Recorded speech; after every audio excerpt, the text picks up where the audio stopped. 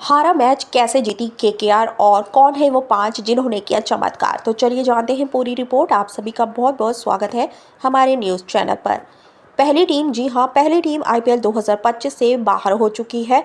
मुकाबला खेला गया कोलकाता नाइट राइडर्स और सनराइजर्स हैदराबाद के बीच और इस मुकाबले में एक ऐसा चमत्कार हुआ जिसकी उम्मीद शायद ना आपने की थी और ना ही हमने की थी, क्योंकि एसआरएच, जो कि मजबूत एसआरएच को केकेआर ने हराया नहीं बल्कि उड़ाया है, और वो भी एक समय जब केकेआर इस मैच में पूरी तरह से खत्म लग रही थी।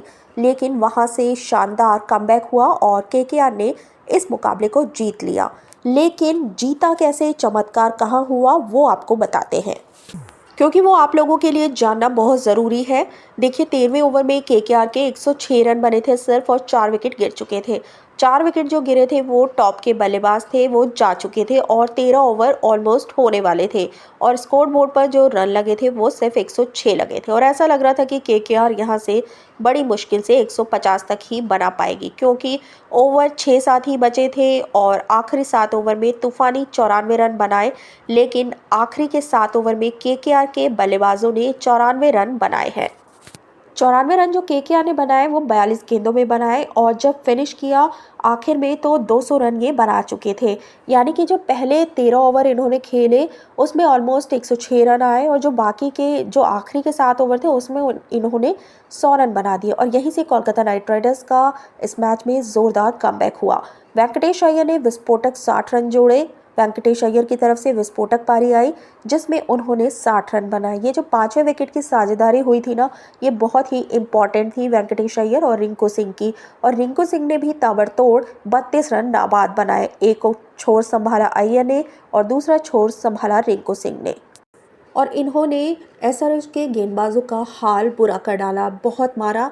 सोचिए ना, 13 ओवर में 106 रन आए और 20 ओवर पूरे होते होते यानी कि 7 ओवर में उन्होंने 100 रन बनाए। तो कुछ तो बढ़िया परफॉर्मेंस किया होगा ना।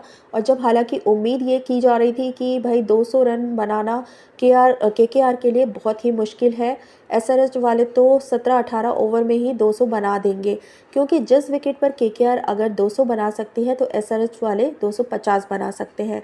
लेकिन 250 छोड़िए, ये बेचारे 150 के आसपास ही इनका जो मामला था वो पूरी तरह से ख़त्म हो गया था। और एक बहुत बड़ी हार सनराइजर्स हैदराबाद को इस मैच में मिली, और वो इसलिए 9 रन पर सनराइजर्स हैदराबाद, जो पहले 3 विकेट थे वो गिर गए थे टॉप ऑर्डर से, वो सिर्फ 9 रन के स्कोर पर गिर गए। अभिषेक शर्मा, ट्रेविस हेड और ईशान किशन तीनों फेल हुए। तीनों जो बल्लेबाज थे टॉप ऑर्डर के, जिनसे उम्मीद की जा रही थी बड़े स्कोर की, तीनों फेल हो गए।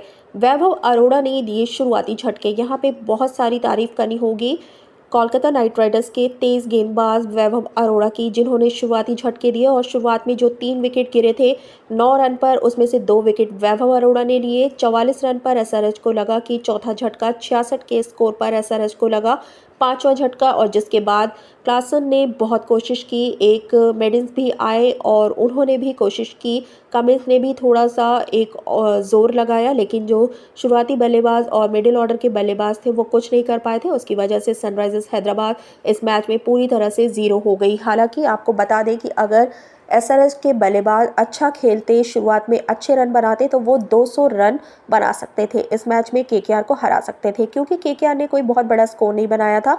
लेकिन आखिर में वही हुआ, एसआरएच के बल्लेबाज जो थे वो खुद ही के चक्कर में मारे गए और केकेआर को इस मैच में जीत मिल गई। और इस मैच में जीत के साथ ही केकेआर ने तो पॉइंट्स टेबल में छलांग लगा दी, और वो आपको बता दें कि टॉप 5 में आ गई है। लेकिन जो सनराइजर्स हैदराबाद है वो 10वें नंबर पर चली गई है, और अब यहाँ से एसआरएच धीरे धीरे से इस रेस से, आईपीएल 2025 के जो रेस है उससे बाहर जाती हुई दिख रही है। आगे आने वाले मैचेस में अगर वो नहीं जीती तो पूरी तरह से एंड हो जाएगी। तो क्या कहना है आपका इस बारे में, अपनी राय कमेंट में ज़रूर बताएं, और क्रिकेट से जुड़ी खबरें के लिए बने रहिए हमारे साथ। वीडियो को देखने के लिए बहुत बहुत शुक्रिया और धन्यवाद।